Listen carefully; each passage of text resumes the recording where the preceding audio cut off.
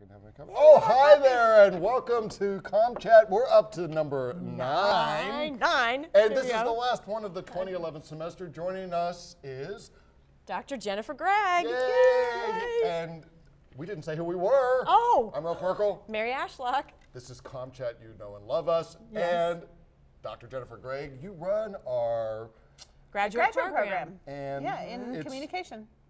Been growing. Tell us about it. So if I want to get a master's in communication, I talk to you. Yes, and my office is in Strickler Hall 301 at the top of the stairs. Yeah, our master's program, we've been around for many years with graduate classes. There was a master's in sociology with an emphasis in communication. So we've been doing graduate studies for a long time. A standalone master's program, I think this is our 5th year. And we're going That's amazing. strong. I can't believe that already. I know, and we've had a number of graduates, and the program's just going strong, and so yeah, we're happy to be in Strickler Hall and in the department. So if I say, and you know I get these questions all the time, in advising we all do, if I want to be, I'm thinking of graduate school, what's the criteria? The deadline is the big question too. Yeah. Let's go. What's the deadline? And the deadline is a little bit squishy because every program on campus sets their own deadline. So I tell students for a fall semester start, they need to have an entire application, complete application by July 1st. You can open the application much earlier than that. And I actually recommend students start the application as soon as they know that they're going to apply, because I only have 25 spots. And so if you apply on July 10th, and you have a fantastic application, but I've already accepted 25 people, you're out of luck. So, you know, don't wait until the last minute. But the absolute last minute is July 1st. But you can open the application. It's an online application through the graduate school. You can open that, you know, well in advance. You know, even you could start it in January for next year. Really, just next month. Right, you could start it right away. Yes. And in fact, I have applications for next fall that they've already started the application process. Right? Yeah. Well, there's some Yeah, organized plans. Yes, exactly. Ready to go. You know, and there are several things that are part of the application, so you know you can start do one at a time. We also take students. We will accept students for spring semester. So if you want to start in spring semester, say you're graduating in December and you have good momentum and you want to just keep going and start the graduate program in January, I need to have your completed application by about November 15th. Because I need to have some time, especially with the holidays and getting the admissions committee together and all those kinds of things. November 15th is really pushing it. Well, it's passed, so they're... Yeah, for a student who's going into the program for what we call degree-seeking status, yeah, they're pushing it at this point to try and get in the door. There is a second option for students who want to take a class, they're not sure that they're ready for a master's degree. We see this with students who maybe did their degree 10 years ago or 20 years ago, and they want to come back, but they're not sure. It's called non-degree status. Non-degree status does not require the GRE, and that's always what's really scary to students is the GRE. So you could take 6 credit hours, 2 classes as a non-degree student, requires your transcript, a letter of recommendation, and your personal statement. You can apply as non-degree, you could take 2 classes, and then you have to do the full application. And if you're accepted, all of your classwork that you've already taken just rolls into your regular program. That's a great option, I think. So only 25 students accepted a year. So we're talking about highly selective here. Highly selective. Why would someone want a master's degree? Because you're hearing these applications and you're interviewing the students. What are the practical reasons to seek an advanced degree in comm? Yeah, you know, a couple of different things going on.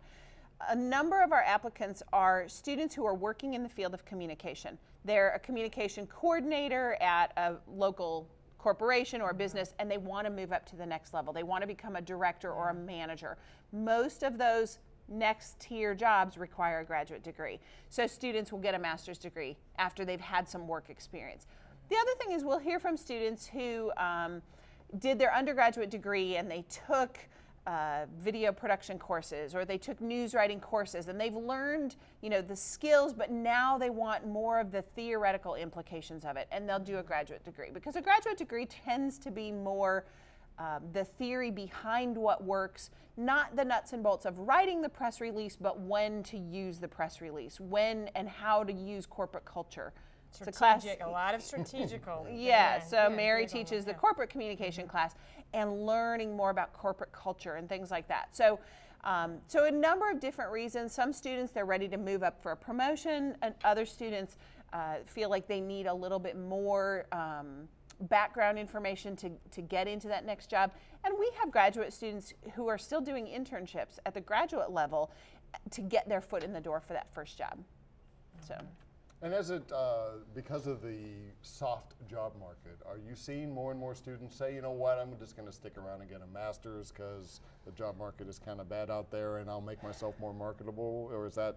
Yeah, we definitely see that. I think that a student needs to think long and hard. If the only reason they're going on for a master's degree is that they just couldn't get a job, that's probably not the right reason to go on. Yeah. Because a master's degree is a whole different ballgame than the undergrad degree. It's a lot more rigorous, I think you'd say. There's a lot more reading. Your classes, the biggest one's probably going to be 12 people. There's no sitting in the back sliding through. You know, in late, there's no squeaking in late, no texting in class. So it's very rigorous and experiential, and you know, the expectation is very, very high in graduate school. So when students come to talk to me and they say, oh, I just can't get a job, I don't know what else to do, I'll just get a master's degree. I really try to steer them away from that, because if you're wanting a master's degree, you need to have a reason why. Why is it you feel that passion to get a master's degree? I was meeting with a student earlier today whose undergraduate degree is in nutrition, and she's interested in health communication. That's ideal. Perfect fit. That is a great, Perfect fit. So she understands the nuts and bolts of the nutrition aspect, but she wants more of the communication aspect. So, you know, that's a reason to get a master's degree in communication. You know, I tell students if they're having trouble with the job market and not able to find a job, I say, you know what? Get that job that's going to pay the bills. That might be working at the bookstore, it might be waiting tables, whatever it is, and get out there and volunteer for a nonprofit organization or do another internship.